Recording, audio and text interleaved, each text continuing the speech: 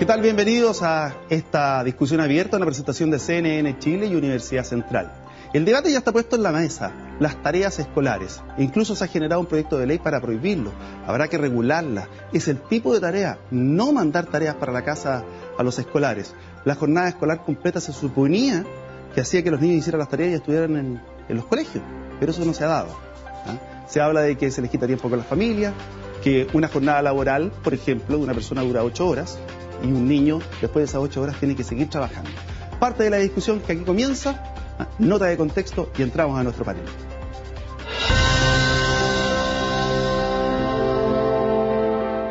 En Chile, como en otras partes del mundo, se inició el debate acerca de si es necesario prohibir que los colegios manden tareas a los estudiantes.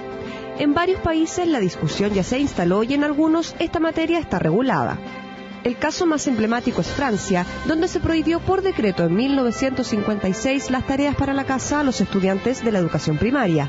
En Finlandia, que ostenta los mejores resultados en educación a nivel mundial, el tema no está regulado por ley, pero en la práctica las tareas son muy reducidas y no toman más de 10 a 20 minutos diarios a los escolares.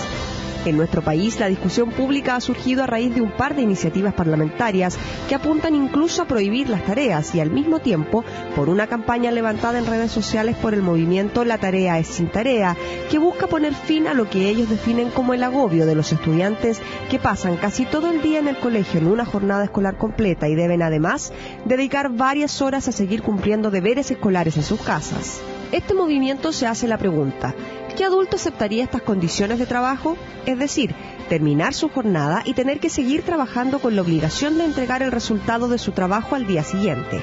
Se asegura que las tareas impactan en la familia, dificultando que los padres que trabajan todo el día puedan disfrutar con sus niños, aumentan el estrés de estos y también para algunos especialistas pasa a ser un factor de desigualdad, porque en la sala de clases todos los estudiantes están en las mismas condiciones. En cambio, en su casa se penaliza a aquellos cuyas familias tienen menor capital cultural o se encuentran más solos. Los defensores de estas obligaciones señalan que con una prohibición de este tipo se terminaría dañando la autonomía de los colegios y que si las tareas están bien pensadas y en función de las habilidades de los alumnos, permiten desarrollar iniciativas y hábitos de estudios que ayudarán en el futuro a desarrollar un trabajo planificado y organizado, habilidades indispensables en la vida adulta. Frente a este debate cabe preguntarse: ¿son necesarias las tareas para el proceso formativo de los niños? ¿Existen otras técnicas más útiles para generar los mismos resultados? ¿Generan un impacto negativo en las familias? ¿Aumentan el estrés? ¿Es conveniente que los padres ayuden a los niños en sus tareas?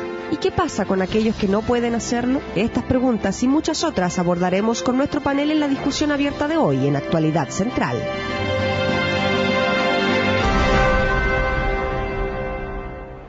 Con esa música épica estamos comenzando este debate. Saludamos a Carolina Pessoa, psicóloga, directora del Magíster en Psicología Educacional y Gestión de Convivencia Escolar de la Universidad Central.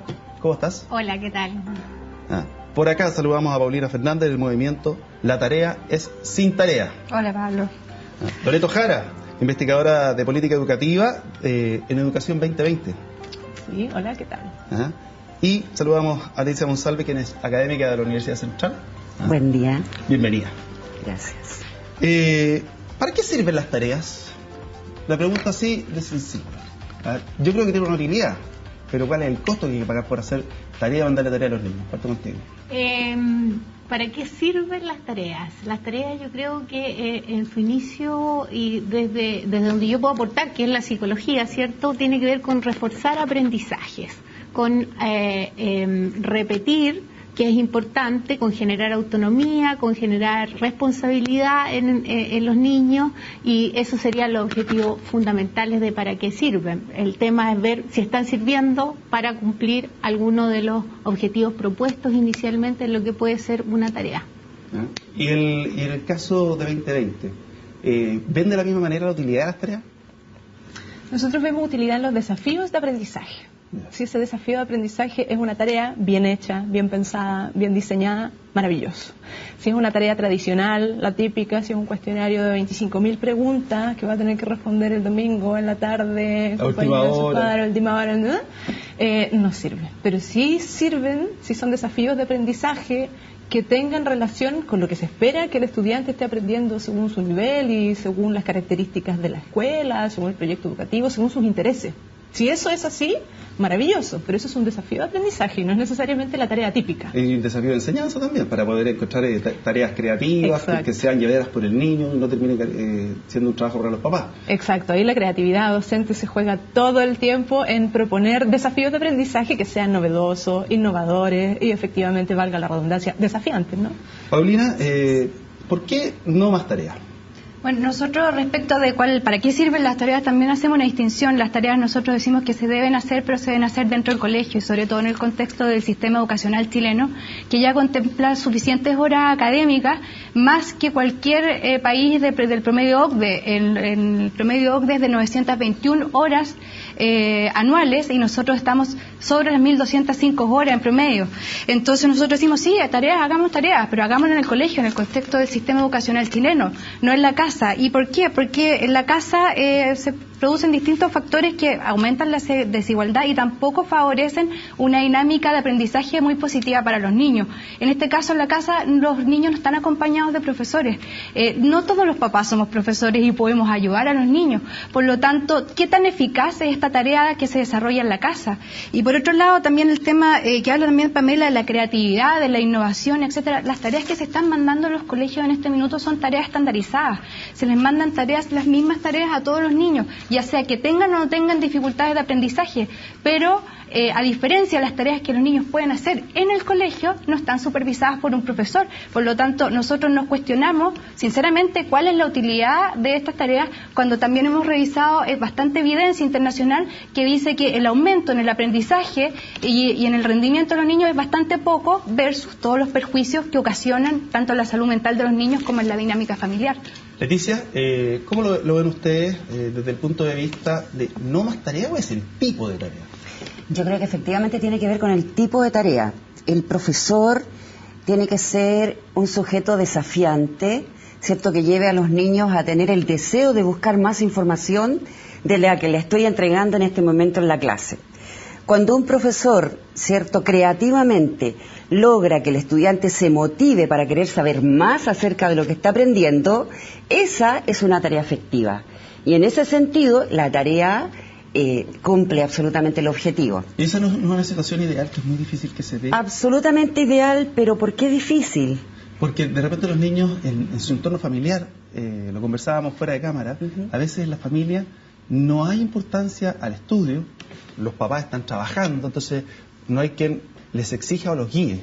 Entonces por eso es una situación ideal, pero además uno como, me imagino que como profesores ustedes, tienen que competir con un montón de otras cosas. Les salió competencia, sí, claro. Les salió el internet, les salió el wifi, hay muchas cosas más entretenidas que llegar a hacer tareas, y mucho más fáciles de digerir, se lee poco, porque están todo el día viendo videos. Sí, claro, efectivamente, esas herramientas debiéramos usarlas a favor y no en contra. Claro. No son un juego en contra, al contrario, yo creo que son herramientas que a nosotros nos sirven, ¿cierto?, para que los alumnos puedan buscar. Es más, si le pudiéramos dar una tarea que tuviera que ver, ¿cierto?, con ingresar a las redes desde su celular o desde la tablet o lo que sea, perfectamente podría ser realizable.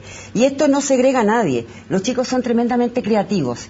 En la primera infancia ellos van a buscar la forma de encontrar la información. El tema está en cómo el profesor cautiva a ese niño para que quiera saber más de lo que aprendió hoy. Perdón, Leticia y Pablo, acá hay un tema que es muy importante, que es la sobredosis de horas académicas que están teniendo los niños. La misma Ley General de Educación contempla y reconoce la educación informal como una manifestación de la educación. Si nosotros tenemos 8 horas en el colegio, más tareas para la casa que están dirigidas por el colegio, por los profesores, ¿en qué minuto el niño descubre o juega o en el fondo tiene esparcimiento o busca sus propios intereses? Porque si ya están 8 horas o 9 horas en el colegio, más estas tareas dirigidas por el profesor, ¿en qué minuto se explota su creatividad? sus intereses. Además, porque los colegios mandan tareas día sábado y día domingo, y además mandan tareas para las vacaciones de invierno. Entonces, esta educación informal, que está reconocida por la Ley General de Educación, no se está respetando. Entonces, ese es el tema que nosotros, decimos nosotros, en el sistema del contexto, o sea, del sistema educacional chileno, no se está dejando espacio para educación informal, que es tanto más importante que la educación formal para el desarrollo de los niños. Carolina, la hora de descanso, porque, a ver, una de las cosas que es el descanso no solamente es dejar de trabajar a cierta hora. Bueno, idealmente a las 6 de la tarde una persona debiera dejar de trabajar. Pero el hecho de estar con la preocupación te evita que te desconecte. Por ejemplo, si me mandan tareas para las vacaciones de invierno, no me dejan desconectarme del tema. Así es. Y la desconexión es importante para descansar. Así es. Por último, para que los niños hagan lo que quieran. Hagan deporte, por ejemplo. Mira, yo creo que ahí tenemos que ampliar un poco la mirada. Y la mirada, y ahí está centrada en la alianza de lo que es familia y escuela. Ambos son agentes socializadores que no pueden transitar por veredas paralelas. Tienen que, en el fondo, ser parte de la formación integral de los niños. Y cuando escucho comentar respecto de tiempo, respecto de cantidad de horas en que los niños están en aula, luego llegar a la casa, tener poca disposición para el descanso, para tener una higiene del sueño adecuada, que es muy importante, ¿cierto? Que asimilen bien esas horas de descanso, no con tensión, que la tarea está siendo un elemento tensionante y conflictivo a nivel familiar. Tomo las palabras que acá se han dicho de que la tarea tiene que convertirse en un insumo potenciador, motivador, que esté conectado a emociones positivas del aprendizaje, no emociones negativas. El niño llega a veces a las 6, 7 de la tarde, o el estudiante en general, después de haber ido a estudiar al Instituto Nacional y vivir en San Bernardo. Así es. Ese niño llega reventado. Y llega muerto sueño, muerto hambre también siempre. Así es. ¿En qué minuto se desconecta de la palabra colegio escolar? Porque lo está haciendo trabajar más de 8 horas. Es que tiene que desconectarse, tiene que tener higiene del sueño, tiene que tener pero descanso. le mandan una tarea motivadora y todo, pero es que no sé si conceptualmente ahí estemos utilizando bien la palabra. La tarea en sí, si tú le preguntas, yo hice mi pequeño sondeo ayer, hice mi tarea. Y mi tarea consistía en preguntar, bueno, ¿tarea o no para la casa? ¿Cierto? Cuando me invitan al programa. Y la respuesta es no. Le pregunto a mi hija, ¿qué opinaría tu curso? O sea, obvio, mamá, nadie te va a decir con tarea. O sea, nadie quiere tarea. Pero ¿a qué está asociada la tarea? La tarea está asociada a aquello que no pude resolver en el colegio, aquello que no aprendí muchas veces, aquello que no fui capaz de preguntarle al profesor. Puede que esté asociado entonces a elementos de tensión. Si tú me dices una tarea como un elemento reforzador, puede que sí. Puede que el estudiante te diga, sí, porque me sirve para que yo esté potenciando mi aprendizaje. Tú me dices desconexión. Es que ahí yo creo que tiene que ver con una articulación dentro de los colegios. Y esa articulación se está dando en algunos colegios. Me parece maravilloso que ahora esté planificado, por ejemplo, la cantidad de evaluaciones que se tienen en el mes y cuándo son. Cómo son las tareas y la coordinación entre los profesores también. Ahora, déjame contigo. ¿Tú me querías decir algo? Sí, que hay un tema que hay que mirarlo sistémicamente, en verdad, porque efectivamente lo maravilloso y lo bonito de esta discusión es que estamos hablando de temas pedagógicos, es decir, cómo aprender más y mejor, y cómo la familia quiere ser más partícipe del proceso educativo, y eso es de las primeras materias de la reforma educacional. Claro. Sí.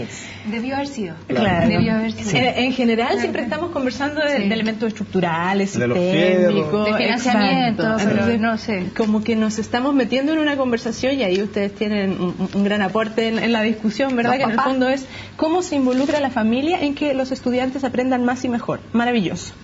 El tema es que las respuestas a las que estamos llegando es estandarizar y homogeneizar cosas que no son estandarizables, porque las realidades y contextos educativos son muy distintos. Entonces Carolina decía, efectivamente, si se necesita que un estudiante refuerce X contenido, X habilidad, y tal vez necesita una tarea para la casa. No se le puede prohibir a un profesor que le diga, ¿sabes qué? Estudiante X, tú tienes que hacer tarea Y para que esto profundice tu proceso de aprendizaje. No se puede estandarizar un tema que en el fondo tiene demasiadas características específicas del contexto, del estudiante, de la materia que se está abordando, de las habilidades a las que se quiere llegar. Entonces hay un tema ahí como de estamos dando una respuesta como muy estructurada, en vez de flexibilizar el asunto, que para allá tiene que ir las respuestas que da nuestro sistema educativo, a flexibilizar más que a rigidizar los procesos educativos. Me pregunto sobre la misma discusión que estamos haciendo, es ¿las tareas están al servicio del aprendizaje de los niños o están al servicio de los resultados de los colegios o del resultado que quiere tener el Ministerio de Educación? Muchas veces nosotros hemos recogido testimonio en Facebook que estamos hablando no tareas que sirven para repasar los contenidos que ya fueron vistos, sino para estudiar contenidos nuevos, tareas castigo, tareas para adelantarse a la universidad. Entonces la pregunta es, ¿estas tareas que se están haciendo están al servicio de los niños? ¿Están respetándose los derechos de los niños? ¿Por qué un adulto tiene regulado por el Código del Trabajo su derecho al descanso y los niños no? ¿Por qué no entendemos por qué los derechos de los niños, a pesar de que está en la Convención de los Derechos del Niño, el niño tiene derecho al descanso, tiene derecho al juego, tiene derecho al esparcimiento, y en este minuto los niños no pueden hacerlo?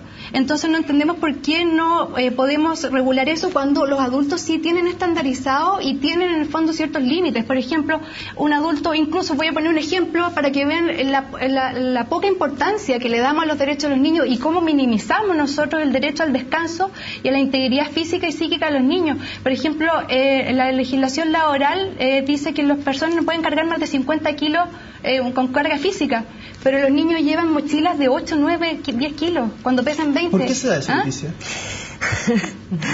Ay, pues. ¿Por qué se respetan menos los derechos de los niños? Y la pregunta es fácil. Tenemos... La pregunta es súper fácil, la respuesta es más compleja. Sumamente compleja. Mira, si bien es cierto, los niños tienen derechos, todos tenemos derechos, pero yo siento que nuestros niños, y en eso involucro a mis hijos también, y nosotros mismos, ustedes que es más jovencita, han sido educados en una cultura del derecho, y pareciera ser que los deberes no están ahí conectados.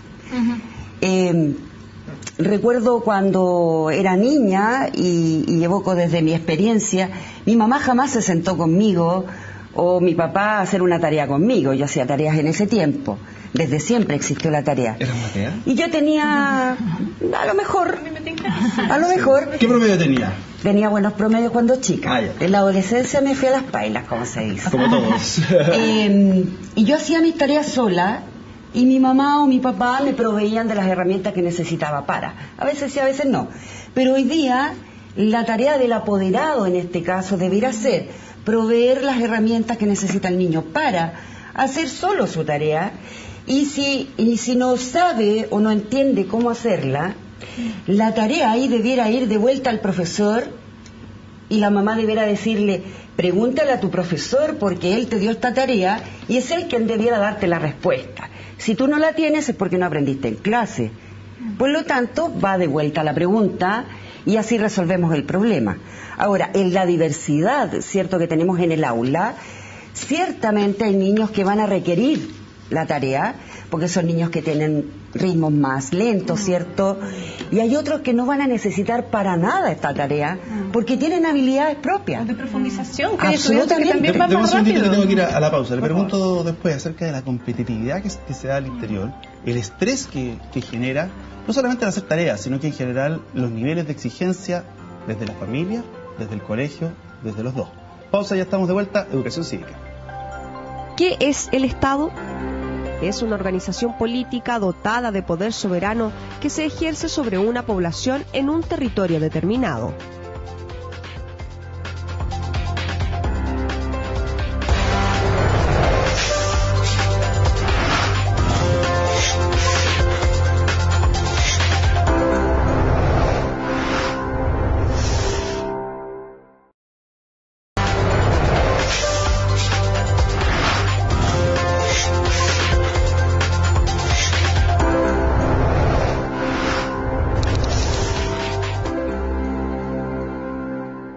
La verdad es que yo encuentro que las tareas para la casa para los niños no son buenas, porque ya tienen cierta cantidad de tiempo en el colegio, hasta las, no sé, 3, 4 de la tarde, inclusive unos cuantos que tienen más tiempo todavía en el colegio, y llegan a la casa a hacer más tareas, y yo creo que es casi esclavizante tanta tarea.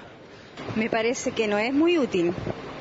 Es mucho mejor que los niños tengan una rutina de estudio en la casa, no más allá de 15 minutos. Pero tanta tarea todos los días y el fin de semana son eternas, no. Los desmotiva más que motivarnos. Yo creo que las tareas escolares son útiles en la medida que crean un hábito de estudio, pero no deberían ser tareas que no duraran más de 15 minutos, pero en el fondo que acostumbren al niño de alguna manera a estirar un cierto espacio de tiempo a crearse un hábito y aplicar, finalmente, o sea, estudiar. Serían útiles si fuera una jornada corta, pero como es jornada larga creo que ya no corresponde. Para nada, porque al final trabajan los papás. Yo creo que son útiles, pero en su justa medida. No que los niños pierdan de jugar por hacer tareas. No, por ningún motivo, por algo se impuso la jornada escolar completa para que el niño estudie, haga sus cosas en el colegio. Y ahí el profesor tiene la obligación de enseñar ahí en el colegio, porque en la casa, ¿quién le hace las tareas? La mamá y el papá. Y el niño no aprende nada. Sí, yo creo que sí, para preocupación de la mamá que no trabaje, que esté preocupada un poco más de él, para cariño, para muchas cosas sirve, porque antiguamente se hacía. Entonces uno se da tiempo para todo, para estarle enseñando, la ala, el palote, todo lo que fuera. Entonces creo que es bueno, sí. Hay que flojear más, sino que futuro vamos a tener.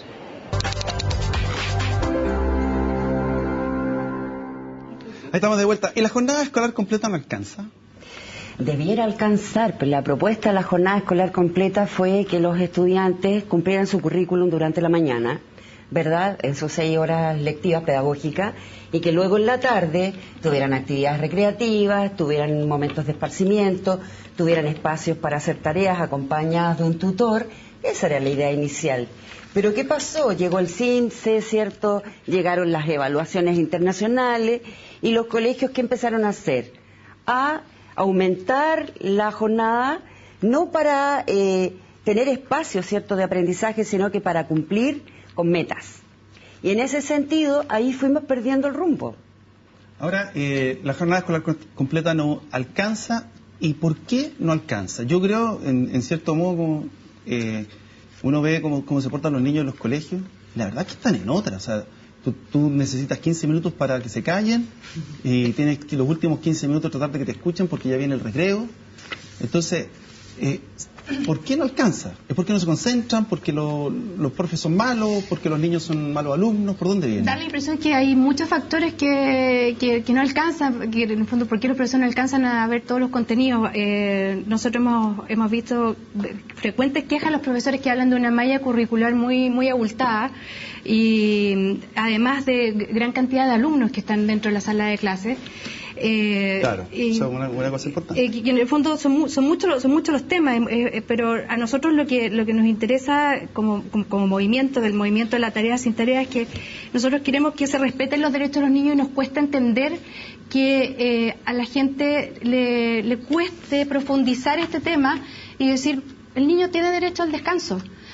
Y lo otro que también nos cuesta entender cuando se habla de la autonomía docente. La autonomía docente no es un principio absoluto. Nosotros, como equipo, el movimiento de la tarea sin tarea hicimos una revisión histórica de la autonomía docente, y en el año 1800 se castigaba a los niños con golpe, con el guante, con azote, arrodillarse, y se tuvo que decretar en el año 1877 sin discusión, o sea, sin poca discusión. O sea, fue muy discutido de que el profesor le pudiese pegar a los niños. Entonces, nosotros tenemos que ir avanzando. A nosotros nos llama mucho la atención que estamos frente a un paradigma con evidencia científica que es bastante abrumadora, que dice que las tareas en la casa sirven bien poco dentro de cierta edad. ¿Para ustedes es nada de tarea o una tarea de 15 minutos? Me explico. Por ejemplo, matemáticas no se puede aprender de otra manera que no sea ejercitando. Sí, nosotros tenemos una propuesta que depende de distintos factores. En primer lugar, de la edad del niño. La del niño. No es lo mismo, por ejemplo, nosotros tenemos testimonios de niños de 7 meses a quienes les dan tareas. No es lo mismo una tarea a un niño de 7 meses que tiene que ser... ¿7 meses? 7 meses, sí.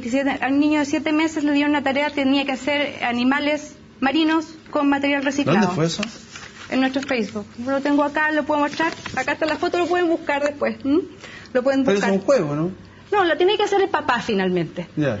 La explicación de la tía de la sala cuna era para que se involucrara, porque después viene el colegio, ¿no? Y después viene después el jardín y viene el colegio. Entonces, ¿las tareas están al servicio de los niños, sí o no? Yo creo que no. Ahora, la pregunta, ¿por qué no alcanzó la jornada escolar completa? ¿Fue mal diseñada?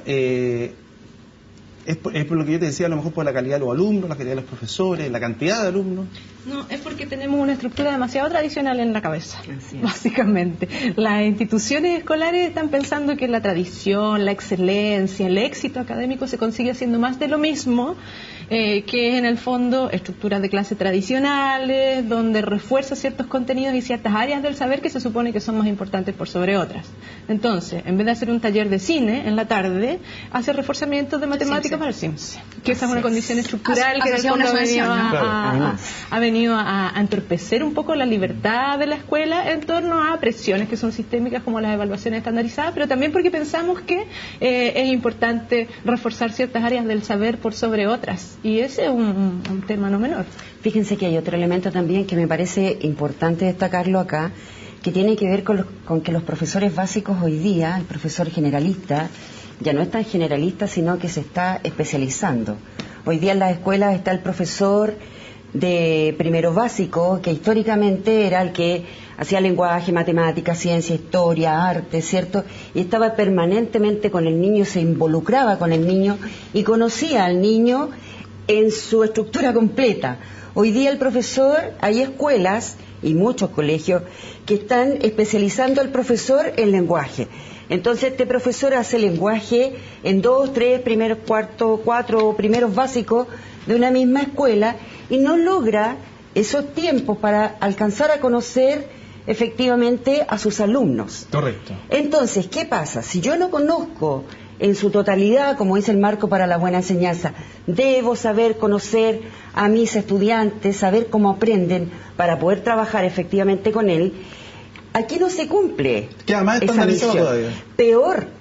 Entonces, nosotros necesitamos volver a esta escuela donde el profesor generalista está la mayoría del tiempo con sus niños, porque los conoce, sabe cuánto avanzan, sabe cuánto aprenden y si requiere o no requiere más tiempo. Y lo otro, con esto termino, es que si hay muchos profesores en un mismo curso, cada uno va a mandar su propia tarea. Así el niño en la tarde se va a encontrar saturado porque tiene que cumplir con el profesor A, B, C y D. Y si no hay coordinación, no hay comunicación, efectivamente estamos terminando en un caos. Yo insisto en lo mismo. ¿Por qué crees tú hoy día, en el año 2016, que la jornada escolar completa no alcanzó? Y me baso en lo que uno ve en el día a día como ciudadano común y corriente, no especialista para nada en educación y menos en estudio, bien porro, que los niños están en otra. Entonces, ¿con qué compite el profesor? Lo había preguntado antes, me gustaría la mirada psicológica tuya. Yo estoy de acuerdo con que da el compromiso de jornada escolar completa, debiésemos no tener las tareas, dado que fue un compromiso que se adquirió y por lo tanto como adultos debiésemos los niños, ¿verdad?, entender que cumplimos, porque eso es parte de una enseñanza innegable que debemos transmitir.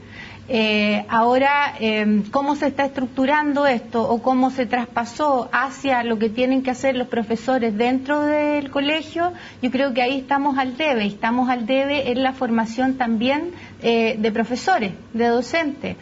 A mí me llama la atención que en un magíster de psicología como el que yo dirijo, ¿cierto?, tenga muchos profesores interesados por psicología educacional. O sea, hay algo ahí en la formación inicial que estamos teniendo que necesariamente trabajar y que ese profesor se sienta comprometido con otras competencias y habilidades a desarrollar y a trabajar con los niños en un proceso de acompañamiento afectivo, efectivo, ¿cierto? Y que en el fondo motive procesos de aprendizaje en los tiempos que ha comprometido la jornada escolar completa. Dame un segundito que tengo que ir a la pausa. Les planteo el siguiente tema, las llamadas lecturas complementarias. Hoy día tenemos un problema de comprensión lectora pero tremendo. O sea, un 70% de la gente, no de los escolares, no comprende lo que lee. Así que vamos a hablar de ese tema de las lecturas complementarias y si se prohibieran las tareas, ¿no estaría afectando la autonomía educativa? A la vuelta de esto, la respuesta: educación cívica. ¿Qué es la soberanía? Aunque es un término muy amplio, podemos decir que la soberanía es el poder político supremo dentro de un Estado independiente.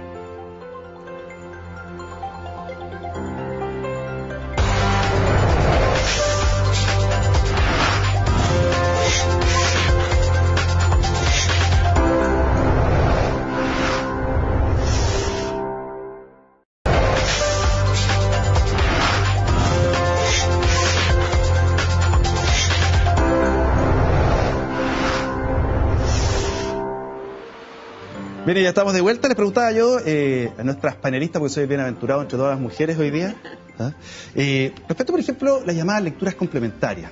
También es un trabajo. Porque ¿para qué venimos con cosas? El niño dice, uy, qué bueno, me mandar un libro, mamá, me mandaron un libro, lo voy a poder leer. Tienen que estar las mamás encima. Y la lectura complementaria también podría ser una tarea, pero aparentemente sumamente necesaria. Sí, totalmente. El caso es que sería interesante avanzar, por ejemplo, en una batería de opciones para que los estudiantes escojan qué quieren leer, y no que te digan, esta es tu lectura complementaria, y en un orden, además, en el año, donde todos tienen que estar leyendo lo mismo, que no necesariamente es de su interés o de su motivación. O sea, me imagino yo que les debe ser más atractivo leer Harry Potter que Machapulay. Que puede ser que sea necesario leer las dos cosas, ¿me entiendes? Yeah. Porque no es restringir ni recortar la visión de mundo. Mío sin campeador. No, para que leer completo el mío sin campeador a esta altura del milenio, digamos. Claro, pero en el fondo ampliar la perspectiva, la variedad, o a propósito de lo que se mencionaba hace un rato de las tecnologías de la información y la comunicación, googlea X cosa, dale el desafío de aprendizaje de que encuentre un texto, un material que le interese leer. O que lea el diario. Noticia también es parte de las tareas que dan en los colegios. Exactamente. Y si en el fondo las actividades complementarias debieran ser un poquito más lúdicas, no tiene que ser la obligación y no tiene que ser así como tan restrictivo y tan castigo, tan estandarizado, tan homogéneo. Se puede jugar un poco con las estructuras. A mí me llama la atención, reitero, esto de que estén clasificadas tareas castigos, tareas sanciones. Están efectivamente las tareas asociadas a sanciones y castigos. El dimensionar durante el mes la coordinación entre los profesores respecto de las actividades de los estudiantes fuera y en la casa, cuál es el objetivo pertinente de aprendizaje que tiene, esa es la discusión que hay que tener a la hora de hablar de generar actividades extra o no. Yo creo que por ahí puede ir. Nosotros, yo quería retomar un poco que dicen que nosotros habíamos crecido en la edad de los derechos y no los deberes. Nosotros, muy por el contrario, la misma Constitución y la Ley General de Educación dice que los padres tenemos el derecho preferente y el deber de educar a nuestros hijos. Nosotros estamos utilizando y estamos haciendo valer y estamos ejerciendo nuestro deber de educar a nuestros hijos, cosa que en este minuto los colegios no nos permiten con esta gran cantidad de tareas. Y lo que nosotros queremos proponer como movimiento efectivamente es que se genere esta discusión, porque con las tareas para la casa estamos hablando frente a un paradigma, parece que no se pueden tocar, o sea, todo el mundo dice, no, es que generan hábitos, es que son buenas. Veamos la evidencia, conversemos, porque estamos hablando de una educación que es del siglo XIX. Uno ve una sala de clases del siglo XIX, uno googlea y es exactamente igual a una sala de clases de hoy día. Si yo googleo un auto del siglo XIX o el siglo XX, es muy distinto al de ahora. ¿Por qué no hemos avanzado en educación? ¿Por qué seguimos arraigados y anquilosados en el tema de la tarea para la casa, que hay que hacer la guía? El mismo pupitre, el mismo pupitre. Han pasado 5 generaciones por el mismo pupitre. Y en la modernización de la educación, en la innovación que le gusta tanto Educación 2020, no han ayudado ni las autoridades, ni las fundaciones, ni los académicos. Hemos sido los papás que hemos estado presionando porque queremos una mejor educación para los niños y que sea para el futuro y para ahora, ¿no? Para ahora. Mira, a nivel laboral, uno de los grandes déficits o grandes deudas que tenemos como chilenos es lo poco productivo. Muchas horas, poca producción. Entonces yo me pregunto, es que también en la sala de clase, porque aquí la responsabilidad la tiene el profesor, ¿es poco productivo? Es relativo, porque yo insisto... O sea, muchas horas para poco resultado. Yo insisto, el profesor de partida, cuando suena el timbre para entrar a clases, o la campana antes, el profesor recién se para a la sala de profesores. El profesor debiera estar en la sala recibiendo a los estudiantes que llegan de recreo y no al revés, que los estudiantes te esperen como antes, ¿cierto? Que entraba y todos los alumnos se paraban y saludaban. No, el profesor debiera estar ya en la sala recibiendo, acogiendo, ¿cierto? Y de alguna manera motivando al estudiante para querer ingresar. Cuando un profesor marca diferencias, el estudiante quiere llegar a tu clase, no se retrasa. Así es. Y cuando un profesor marca la diferencia, termina la hora de clases y el estudiante no sale corriendo porque tocó el timbre o se tienen que ir a recreo. Es más, hay muchas veces en que te piden más o que te dicen, oh, qué buena la clase. Si eso pasara efectivamente en las aulas, ese niño que se quedó y que no arrancó, ¿cierto?, de tu clase, va a querer ir a buscar. Pero ¿qué hace un profesor, perdón, con 45 niños? O sea, los profesores están realmente agobiados. Nosotros estamos, o sea, nosotros creemos que el sistema educacional entero chileno está enfermo, entero agobiado, y efectivamente son muchas horas de clases que no rinden absolutamente nada, y no lo decimos nosotros, lo dicen las cifras OCDE. Entonces, ¿qué es locura, como decían Einstein? Es hacer las cosas siempre iguales y querer resultados distintos. Seguimos haciendo lo mismo con resultados pésimos. Una pregunta a ustedes dos. ¿Y qué pasa con los niños que tienen más dificultades para el aprendizaje? Los llamados niños con déficit atencional, antiguamente hiperkinéticos, los niños que, por ejemplo, les cuestan más las matemáticas, ellos van quedando atrás del modelo, y la única forma de tenerlos es hasta con clases, los que pueden, que son muy pocos, clases particulares en la casa. Mira, yo quiero ahí tomarme lo que tú decías, Leticia, recién, de los procesos observacionales que tienen como deber que cumplir los profesores. También concuerdo que la gran cantidad de estudiantes que hay en un aula no da para hacerse cargo y para de cada uno de los estudiantes y conocerlos bien y en cabalidad, que sería lo óptimo.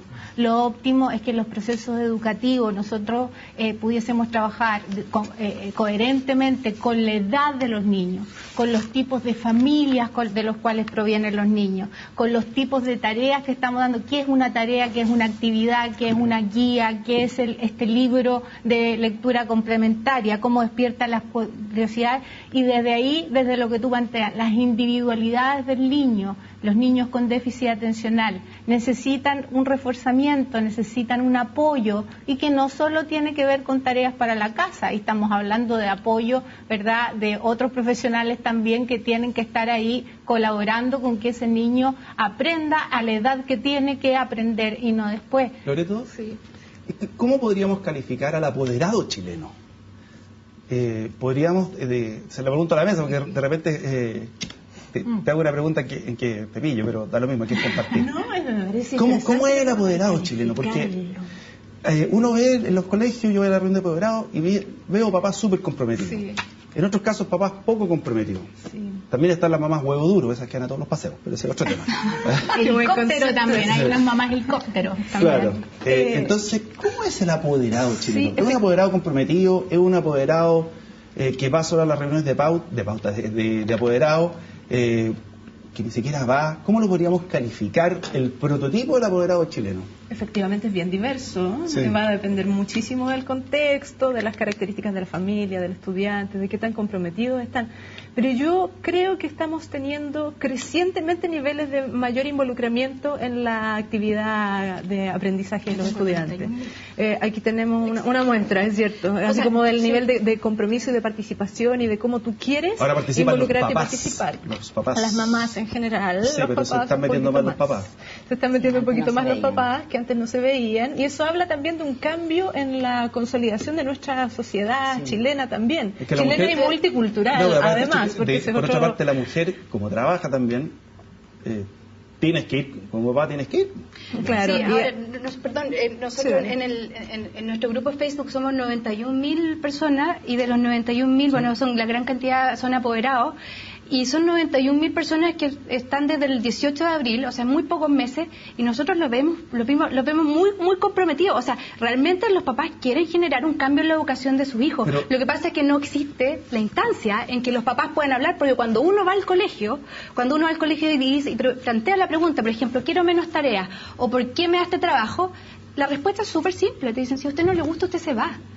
Se cambia de colegio. Y eso pasa no solamente en los colegios particulares, sino que también pasa en los municipales y en particulares subvencionados. Si a usted no le gusta, usted se va. Que también si usted se va. La rigidización de las estructuras y las formas de participación a las que estamos acostumbrados, que ahí el espacio típico es la reunión de apoderados, donde también hay que innovar en las formas en que eso se hace. Si los papás quieren participar de mejor manera en los procesos educativos de sus hijos, pues démosle las herramientas para que lo hagan de alguna manera. Entonces, claro. Aquí la directora me dice que va a cambiar la reunión de apoderados, que haya pisco sour, que voy a ir a una pausa, después quiero preguntarte respecto al rol que tienen los padres en las casas, porque es diferente cuando hay un acervo cultural de determinadas características que cuando no está. Además de la disposición del padre. Hoy día no sé si lo que voy a decir estoy pasado de moda, en una casa donde hay diccionario y enciclopedia, bueno, hoy día está todo en internet, diferente cuando están las disposiciones como para que haya ambientes de estudio a cierta hora. Pausa y ya estamos de vuelta con este dato central. ¿Qué es un gobierno?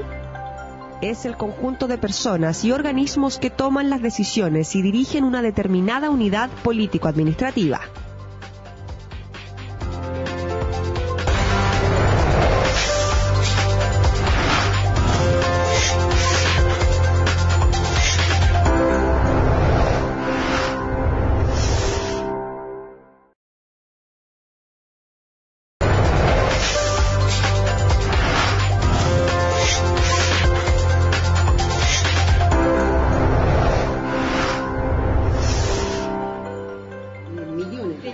Estamos de vuelta, les quiero dar un aviso. Dice, con el fin de potenciar la investigación en el ámbito de la bioética, la Facultad de Ciencias de la Salud de la Universidad Central inaugurará el próximo viernes 4 de noviembre, o sea, este viernes, un nuevo centro de bioética, el cual operará en el marco del programa de bioética. La actividad de convocatoria ampliada, pueden ir todos, se llevará a cabo a las 12 horas en la avenida Santa Isabel 1278. Las informaciones en www.ucentral.cl. Te preguntaba por el rol de los padres, porque ahí se producen varias cosas, diferente acervo cultural, tiempo de disposición. Y tú dijiste algo en la pausa. No hay peor profesor que el papá. No hay peor profesor que el papá, y no hay peor profesor que un profesor hacia sus hijos. Claro. Yo creo que uno es muy buen profesor con otros, pero con los hijos creo que es el peor. Los papás no debieran hacer tareas. Los papás están destinados a acoger, a conversar, a crear espacios, ¿cierto?, de juego dentro de la familia, a sentarse a tomar once, ponte tú, y no sé, jugar a tirarse migas de pan, por último, pero a crear un espacio, ¿cierto?, entretenido dentro de la familia. Esos espacios hoy día no existen. Podría asegurarlo, las familias más acomodadas, los papás están tan interesados, ¿cierto?, en producir y en cumplir con compromisos que prácticamente en las casas no están. Quienes están en las casas, las nanas o los abuelos, que no se hacen cargo de aquello porque tampoco son responsables de eso. Y por otro lado, tenemos las familias, ¿cierto?, más vulnerables, donde algunas mamás a veces trabajan, otras no, que están en casa, pero que tampoco tienen las herramientas para trabajar con sus hijos. Y en ese sentido, la tarea no es tarea del apoderado. Digo una cosa, pregunta para las tres, para que sea bien cortito, que ya nos está pillando la hora. Tú lo dijiste, y se me estaba quedando el tintero. Salud mental de los niños a raíz de todo esto. Bueno, salud mental, nosotros nos encontramos con cifras bastante alarmantes. La prevalencia de trastornos mentales en Chile de los niños entre los 5 y los 9 años del 27,8%. Y si vemos la prevalencia de trastornos mentales en Chile de las personas entre los 20 y 64 años es 22%. Realmente tenemos la salud mental de los niños en Chile, está en la UTI, el trastorno de déficit atencional. Somos el país que tiene niños con mayor cantidad de trastorno de déficit atencional. ¿Qué es esto? ¿Qué es lo que estamos haciendo? ¿Qué tipo de adultos vamos a tener en el futuro? ¿Hay adultos con déficit atencional en todo caso? Hay adultos, claro, pero en el fondo estamos sobre cualquier media en el país. Sí. También hay que ver la salud física, lo que los adultos nos llaman como colon irritable. También está pasando con los niños, la obesidad, porque los niños no tienen tiempo para jugar, no tienen tiempo para correr. Entonces, ¿qué pasa con...? ¿Y quieren jugar y quieren correr? No sabemos, porque parece que realmente el tablet están tan cansados que no quieren hacer nada después de 8 horas de clase. ¿Para ti? Yo creo que el aburrimiento atenta contra la salud mental de cualquiera, de niños y adultos. Entonces, si las estructuras escolares lo que siguen haciendo es fomentar algo tradicional, estático y muy maqueteado, eso atenta contra la salud mental de cualquiera. Por lo tanto, lo que hay que empezar a hacer es atreverse a jugar, que los niños jueguen en la casa con sus papás y que se entienda que el juego es también un espacio de aprendizaje básico, pero también que las escuelas se atrevan a jugar con los tiempos, con los espacios, con las asignaturas, mezclar cosas para que esta flexibilidad aporte precisamente a la felicidad de los estudiantes y de sus profesores. Carolina, tú eres psicóloga, salud mental. Los adultos estamos reproduciendo un modelo de estrés y de ansiedad con los niños, producto de nuestro propio estrés, nuestra propia ansiedad, nuestros propios tiempos breves que tenemos en la vida para disfrutar, para la emoción, para la satisfacción y la felicidad.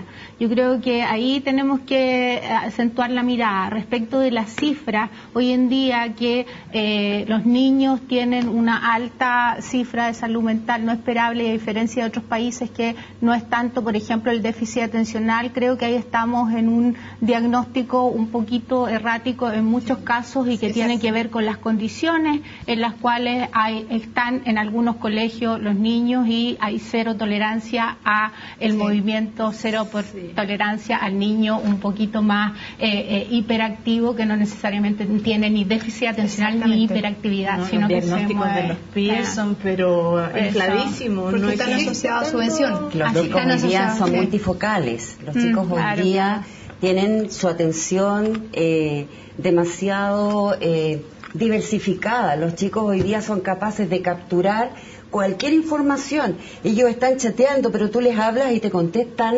asertivamente. Oye, ven tele y el computador al mismo tiempo. Absolutamente. Pero nosotros hemos recibido muchos testimonios de colegios en que los castigos son dejar a los niños sin recreo.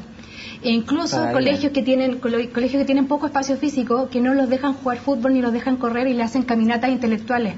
Entonces un niño... ¿Cómo una caminata intelectual? Caminatas intelectuales, que para que vayan repasando, en vez de jugar fútbol, como cuando uno es chico jugaba a jugar, pillarse, los hombres pillan a las mujeres, esa cosa, en vez de eso, caminatas intelectuales para repasar lo que vieron en clase.